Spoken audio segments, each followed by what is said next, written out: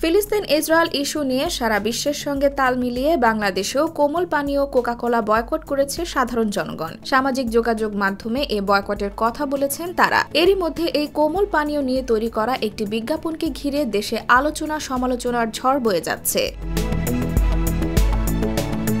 নিজেদের অবস্থান পরিষ্কার করতে বানানো বিজ্ঞাপনটিতে কোকা-কোলা বলছে, কোককে সবাই যে দেশের পণ্য মনে করছে আসলে সেই দেশের পণ্য কোকা-কোলা নয়। মানুষ সঠিক তথ্য না জেনেই কোকা-কোলা বয়কটের ডাক দিয়েছে। 190টি দেশের মানুষ কোক খায়, এমনকি ফিলিস্তিনে কোকা-কোলার ফ্যাক্টরি রয়েছে। তাই বিভ্রান্ত না হয়ে গুগলে সার্চ দিয়ে নিশ্চিত হওয়ারও আহ্বান জানানো হয়েছে বিজ্ঞাপনটিতে।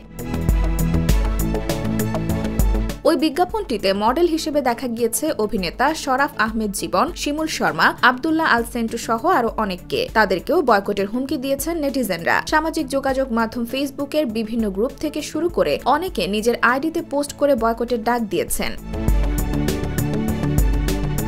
এই তোপের মুখে পড়ে বিষয়টি নিয়ে মুখ খুলেছেন জীবন। সোমবার রাতে এই অভিনেতা তার ফেসবুক আইডিতে এক পোস্ট করে দাবি করেছেন যে তিনি ইসরায়েলের পক্ষে কোনো কাজ করেননি। তিনি একজন নির্মাতা এবং অভিনেতা। বিগত 2 দশক ধরে তিনি নির্মাণ ও অভিনয়ের সঙ্গে জড়িত। সম্প্রতি কোকা-কোলা বাংলাদেশ তার সঙ্গে একটি বিজ্ঞাপন নির্মাণ এবং অভিনয় করার জন্য নিয়োগ করেছিল। তিনি শুধুমাত্র তাদের দেওয়া তথ্য ও উপাত্তই কাজটিতে তুলে ধরেছেন। বিজ্ঞাপনটি প্রচার হবার পর অনেকে মিশ্র প্রতিক্রিয়া দেখাচ্ছেন, সেটাও স্বীকার করেন তিনি। বলেন, পেশাগত দায়িত্ব থেকেই কাজ করেছেন বলে সাফাই গান তিনি।